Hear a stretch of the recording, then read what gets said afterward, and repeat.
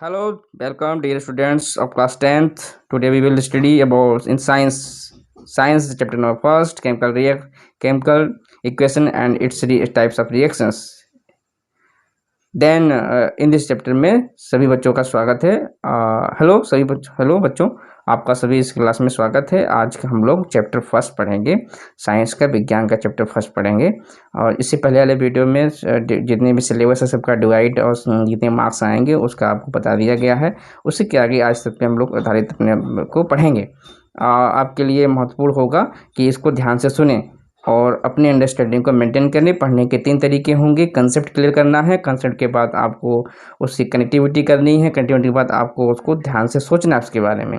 जितना भी चैप्टर पढ़ोगे उसको पढ़ने के बाद ध्यान से सोचोगे, उसके बारे में थिंक करोगे कि क्या पढ़े हो, क्या सर ने पढ़ाया है और बुक में क्या लिखा हुआ है। बुक से चैप्टर जरूर पढ़ेंगे पढ़ने के बाद। और इसी के साथ साथ में जो बच्चे के हस्तलेखन या राइटिंग सही नहीं है और राइटिंग सही करते रहें, इसमें समय आपको मिल ही रहा है।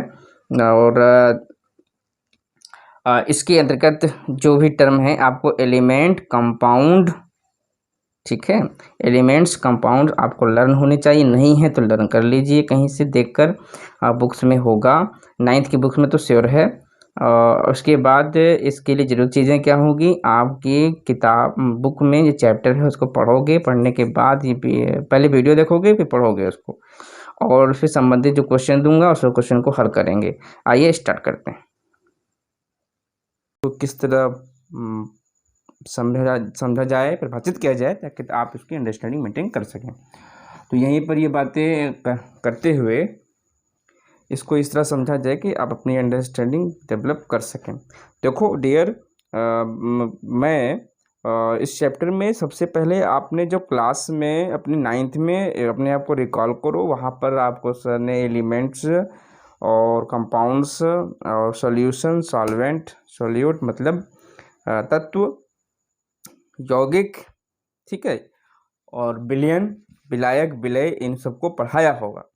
आप तो उसी की जो डेवलप रूप है वो आप हाई स्कूल 10th में पढ़ने जा रहे हैं। और केमिस्ट्री में तत्वों की जब खोज हो गई तो उसके और भी हमारे आसपास में होने वाली सभी घटनाओं का अध्ययन किया जाने लगा।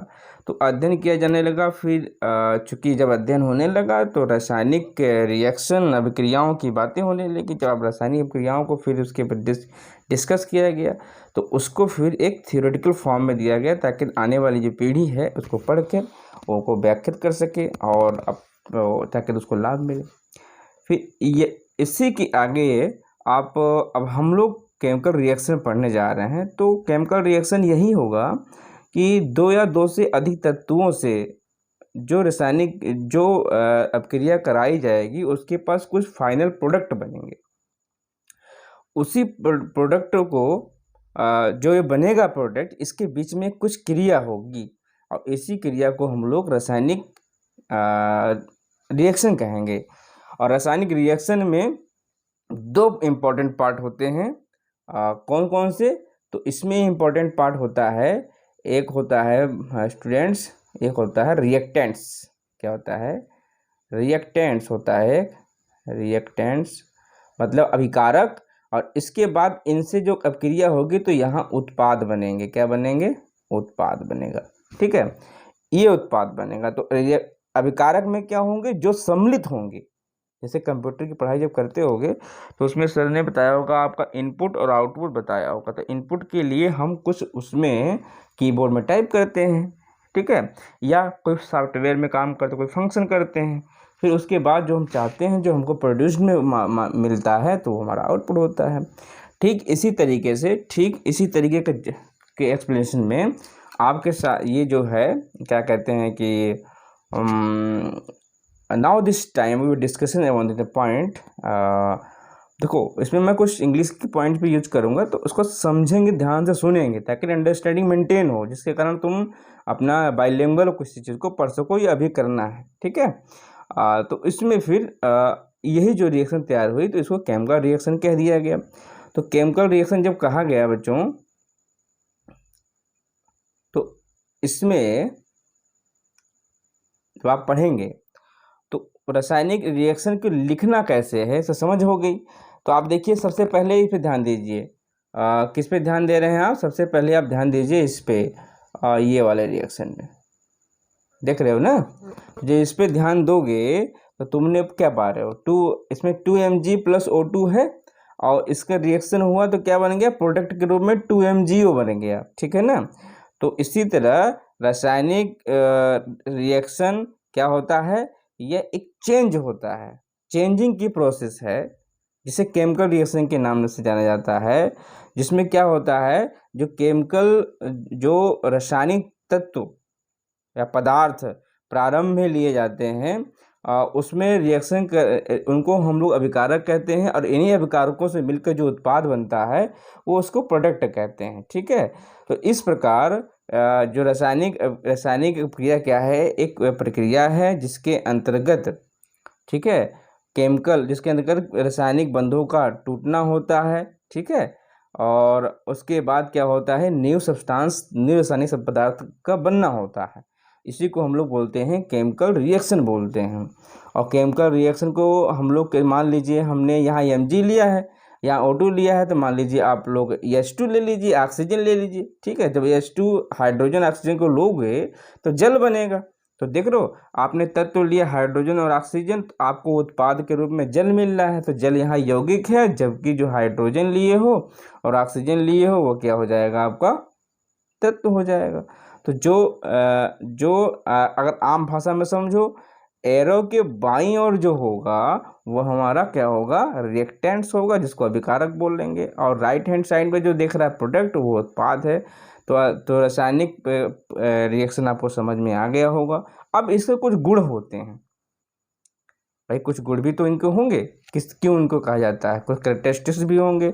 तो गुण को ही, केमिकल रिएक्शन गुण को कैरेक्टरिस्टिक्स के नाम से हम लोग केमिस्ट्री में लिखते हैं। तो क्या होगा, तो इसमें कुछ अब दिया हुआ है, तो इसको कैसे पढ़ेंगे, तो केमिकल रिएक्शन की भी कुछ कैरेक्टरिस्टिक्स होती हैं, जैसे क्या होगा, उसकी अवस्था में परिवर्तन आ जाता है, तो चेंज इन स्टेट हो जाता है, ठीक है? कुछ केमिकल रिएक्शन ऐसी होती हैं जो भी अपने स्टेट को चेंज कर देती हैं, जैसे कि अब हाइड्रोजन, जैसे कि अगर ये देखो, हाइड्रोजन और ऑक्सीजन मिलकर इलेक्ट्रोलाइसिस की जब क्रिया हो रही है, तो देखो बच्चे, जल लिक्विड बन रहा है। हाइड्रोजन गैस है और O2 भी गैस है, लेकिन बना क्या रहे हैं, वाटर लिक्विड। तो gas converted into liquid, gas किस में बदल गई, द्रव में बदल गई, तो इसको बोलते हैं चेंज इन स्टेट। फिर कलर में चेंज आ जाता है, ठीक है? कुछ केमिकल रिएक्शन ऐसे हैं, जैसे कि अब लेड ले लीजिए, 2PbO3, 2PbO3, अब जब इसका हीट कराओगे तो ये आपका 6PbO में और O2 में चेंज हो जाएगा, ठीक है ना? तो इसको आप 6PbO में चेंज हो, मैं करके दिखाता हूँ आपको, ऐसे आपको बोरिंग लग रहा होगा, तो इसमें देखिए मैं करके दिखाता हूँ। तो 2PbO3, जब इसको हीट करोगे, हीट का सिंबल होता है, तो ये 2PbO प्लस 2PbO2 में ये क्या हो जाएगा, डिज़ोल्व हो जाएगा, टूट जाएगा, ठीक है? ये, और अब इसी को अभी आप लोग कह देंगे ये वियोजन की क्रिया हो जाएगी। तो 2PbO3, तो इसका मतलब क्या हुआ, इसके कलर में चेंज आ जाएगा, ठीक है ना? तो मैं कहता हूँ समझ में आ गया होगा आपको, जो समझ में आ गया होगा तो एक सेकेंड बेटो, हम लोग वहीं पे आ जाते हैं जहाँ पे थे, और तो ये इस तरह ही आपने इसको पढ़ा। अब नेक्स्ट में देखिए क्या होगा, तो जब कलर में चेंज हो जाएगा, जैसे कि अब मैं बताया ना, लेड ऑक्साइड रेड कलर का था, ठीक है, अब वह PbO में चेंज हो गया तो उसका कलर येलो हो गया। तो चेंज इन कलर, पहला हमने पढ़ा, क्या पढ़ा, चेंज इन स्टेट, कैसे दोनों गैस लिक्विड में चेंज हुई। दूसरा आज आप पढ़ रहे हैं चेंज इन कलर, तो कलर में कैसे चेंज हुआ। तो जब इसका एग्जाम्पल आप लोग एग्जाम हॉल में या कहीं किसी को बताएं, तो केमिस्ट्री हमेशा रिएक्शन से स्टार्ट कर देंगे तो बेटर रहेगा। लिखना कैसे होगा कि जब हम लेड ऑक्साइड को हीट करते हैं तो हमें लेड मोनोऑक्साइड येलो कलर का प्राप्त होता है और ऑक्सीजन गैस प्राप्त होती है। इस तरह हमने देखा कि रासायनिक रिएक्शन में रासायनिक समीकरण में अवस्था का भी चेंज हुआ और कलर का भी चेंज हो जाता है। अब इसमें क्या होगा, नेक्स्ट क्या होगा भाई, इसमें गैस का इवोल्यूशन होता है, गैस की मतलब उत्पत्ति होती है, तो ठीक होती है। तो इस होता है भाई रासायनिक केमिकल रिएक्शन में, जब हम किसी गैस को इवोल्यूशन को देखेंगे तो देखेंगे हम क्या कि हम जब कोई धातु को तनु सल्फ्यूरिक अम्ल से अभिक्रिया कराएंगे। सुनिए ध्यान से, धातु, अब धातु क्या होती है, छोटे क्लास में पढ़े हो, नहीं पढ़े हो तो रिवीजन करो। इफ मैं फिर से बता रहा हूँ कि पढ़ने की प्रोसेस में आप हमेशा अगर एनर्जेटिक नहीं रहेंगे और अपने को इसमें इन्वॉल्व नहीं करोगे तो ये तुमको पत्थर के समान लगेगा, फिर तुम परेशान ही रहोगे और उसको कभी कंप्लीट नहीं कर पाओगे। तो सबसे पहले कंसेप्ट को सीखिए, उसके बाद कंसेप्ट को क्या कनेक्ट कीजिए कि मैंने पिछले क्लास में क्या पढ़ा था, सर ने क्या बताया, अभी सर ने क्या बताया, क्या उससे बातें लागू हो रही तो क्यों नहीं हो रही हैं, मुझे ही क्यों नहीं आ रहा है। एक दो बार बुक्स पढ़ेंगे तो वहाँ से क्लैरिटी जो निकल के आएगी, जो क्रीम निकल के आएगी, वो आपका अपना एक बहुत अच्छा आंसर प्रोड्यूस करेगी। रटना नहीं है, समझना है, रट के कुछ नहीं होने वाला। ठीक है बच्चे, तो हमें बताया मेटल, तो मेटल जिंक ले लो, आयरन ले लो, निकिल ले लो, कॉपर ले लो, कोबाल्ट ले लो, इनका जब भी सल्फ्यूरिक अम्ल क्या होती है H2 super king of chemical इसे बोलते हैं, इसका रिएक्शन जब भी कराओगे तो क्या तुमको होगा, यह हाइड्रोजन गैस को प्रोड्यूस करेगा। तो यहाँ से एक कैरेक्टरिस्टिक और निकल के आई, तो केमिकल रिएक्शन में क्या होता है बच्चा पार्टी, गैस का इवोल्यूशन होता है। अब क्या कह रहा है, change in temperature, change in temperature, तो आप चेंज टेम्परेचर में देखेंगे, तो चेंज इन टेम्परेचर में जब देखोगे तो कुछ केमिकल रिएक्शन होती हैं, किस तरह होती हैं, को हीट में परिवर्तन हो जाता है।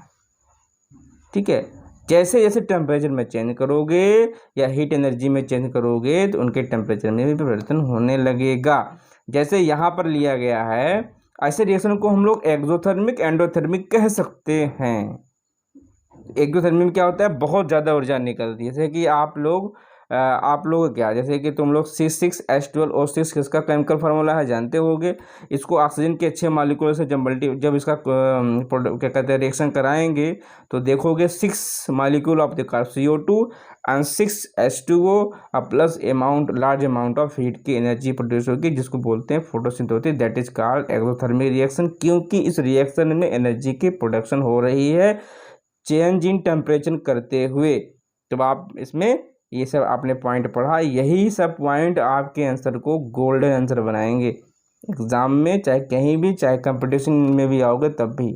तो आपने पढ़ा केमिकल रिएक्शन में कैसे स्टेट चेंज होता है, कैसे कलर चेंज होता है, मेटलिक में करके कैसे गैस इवोल्यूशन गैस की होती है, और चेंज इन टेम्परेचर कैसे होता है। तो ये सब पढ़ा है, इसको पॉइंट वाइज करके एक जगह लिख कर पहले इस वीडियो को पूरा देखोगे 2 से 3 बार, इसके बाद फिर बुक्स पढ़ोगे, तब जाके अपनी अंडरस्टैंडिंग मेंटेन होगी। अब आ गया रासायनिक केमिकल इक्वेशन, समझे रासायनिक समीकरण क्या होता है। तो यह एक ऐसा समीकरण है, समीकरण एक मैनर है।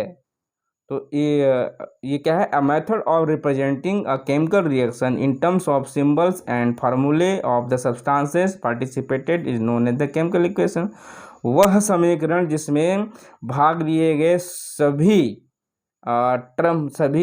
के पदार्थों का उसका प्रतीक और उसके फार्मूले सूत्र के माध्यम से प्रदर्शन करना क्या कहलाता है, केमिकल इक्वेशन कहलाता है। और केमिकल इक्वेशन को बैलेंस जब करोगे, रिप्रेजेंट करोगे, तो 2 मेथड यूज किए जाते हैं। पहले हम उसका वर्ड से लिख लेते हैं। मान लीजिए हमने कोई भी रिएक्शन ली, हमने मान लीजिए यहाँ पर हमने जिंक और हाइड्रोक्लोराइड एसिड को शब्दों में लिखा है। आप जब देखोगे तो जिंक, ये देखिए जिंक को लिख लिया, हाइड्रोक्लोराइड को शब्दों में लिख लिया, इससे बना क्या, जिंक से जिंक सल्फेट बन गया SO2 को SO4 को लेकर, और हाइड्रोजन गैस में। तो हमने पहला स्टेप क्या किया, जो हम बना रहे हैं जिसका केमिकल इक्वेशन लिखना है उसको पहले हम शब्दों में लिखेंगे। ठीक है, शब्दों में लिखने के बाद अब क्या करोगे, उसके बाद शब्दों में लिखने के बाद फिर उसको हम सिंबल लिखेंगे, सिंबल में जो भी हम लेंगे सिंबल में लिख लेंगे। तो इस तरह ये केमिकल रिएक्शन का प्रदर्शन कहलाता है। लिखने का तरीका है कि केमिकल इक्वेशन को कैसे लिखते हैं, केमिकल इक्वेशन क्या है। ठीक है, अब केमिकल इक्वेशन में कुछ मेथड होते हैं, कुछ कन्वेंशन हैं, उनको देखते हैं। तो जैसे भी क्या करोगे, जो अभिकारक होंगे वो क्या अक्सर बाईं ओर लिखे जाएंगे, मैंने बताया था अभी। ठीक है, और जो उनके बीच में अलॉन्ग साइड होगा उसको प्लस में ऐड करते हैं। मान लो अगर H2 + O लिया तो प्लस में लगाया है ना, तो इसी को बोलते हैं, ये लेफ्ट साइड में होता है। फिर उसको क्या करेंगे, उनके बीच में साइन लगा देंगे, साइन मतलब उनके संग रिएक्शन हो रही है। देन आफ्टर इसी की तरह प्रोडक्ट वाले में भी लिखते हैं, राइट हैंड साइड में लिखते हैं। एक एरो से सेपरेट कर देते हैं कि ये इनपुट है, ये दैट इज आउटपुट, ये अभिकारक है, ये उत्पाद है। अच्छा, फिर ठीक क्या है, द एरो हेड पॉइंट्स क्या इंगित करता है, प्रोडक्ट की होता है, इंगित करता है, और यह बताता है कि रिएक्शन की डायरेक्शन क्या है, दिशा निर्देश क्या है। ठीक है, किस डायरेक्शन में हो रही है। Then after you will see, आज मैं वार्डरोब में बना रहा हूँ वीडियो। ठीक है, तो मतलब ये वर्शिप। तो अब ये balance and unbalance chemical equation क्या होती हैं, तो नाम से ही लग रहा है कि संतुलित समीकरण वो समीकरण होगा जो उसका प्रतीक के माध्यम से एक संतुलित होगा। इसमें एक चीज़ ध्यान रखना है कि जितने एलिमेंट्स अभिकारक में मिले हैं उतने ही एलिमेंट उत्पाद में होने चाहिए। ऐसे रिएक्शन को बैलेंस रिएक्शन कहा जाता है। तो वह समीकरण जिसमें एक समान संख्या में परमाणु या एटम्स, प्रत्येक तत्व के परमाणु समान संख्या में दोनों साइड में होने चाहिए, ऐसे समीकरण को हम लोग क्या बोलते हैं, बैलेंस इक्वेशन बोलते हैं। तो आपने यहाँ पर मैं इसको करके दिखाता हूँ, आप ये देखेंगे, ये देखिएगा अभी, ये देखिए। तो यहाँ पर 2 mg लिया, O2 लिया, तो यहाँ काउंट कर लो mg कितने हैं, 2, तो यही 2 mg प्रोडक्ट में भी होने चाहिए, 2 mg हैं। ऑक्सीजन 2 है तो वहाँ पे, तो इसको हम लोग बैलेंस केमिकल रिएक्शन कहेंगे। इसी तरह आप और भी बुक से ले सकते हैं और मॉडल पेपर से ले सकते हैं, उनको देखिए काउंट करके, मतलब इधर की ओर जितने एलिमेंट हैं, इधर की ओर जितने लोग हैं, दोनों बराबर, तराजू बराबर होना चाहिए, इसीलिए बोलते हैं केमिकल बैलेंस्ड, संतुलित। ओके, नाउ आप ये तो हो गया था। देन आफ्टर, तो इसमें आपने आज की ओर पढ़ा, एक केमिकल रिएक्शन की ओर पढ़ा है, और उम्मीद करता हूँ ये आपको वीडियो समझ में आया होगा। और इसको आज बुक से इस चैप्टर को पढ़ेंगे और लिखने का जिस तरह मैंने बताया है उस तरह सुन के उसको लिखते चले जाइए, और जो यहाँ पे PDF दिख रही है उसको पढ़कर उसको हिंदी निकालने की कोशिश करोगे तो तुम्हारी लैंग्वेज बिल्डअप होगी और एक बहुत जल्दी रिकॉल हो जाएगा। बहुत देर तक, क्योंकि समझने में समय लगेगा, जिस चीज़ को समझने में समय लगेगा धैर्य के साथ में पढ़ोगे, इंक्रीमेंट होते रहेंगे। हाई स्कूल में ध्यान देने की बात है कि यहाँ से प्रश्न आने की संभावना बनी रहती है, और रसायन विज्ञान से अगर अभी की कमजोरी दूर नहीं करोगे तो आगे चल के ये केमिस्ट्री आपको टफ लगने लगेगी। कोई अगर प्रॉब्लम हो तो वीडियो के नीचे लिंक पर आप अपनी जो बातें हैं लिख के सब भेज देना, मैं उसको देखूँगा अपने स्तर से। तो धन्यवाद क्लास।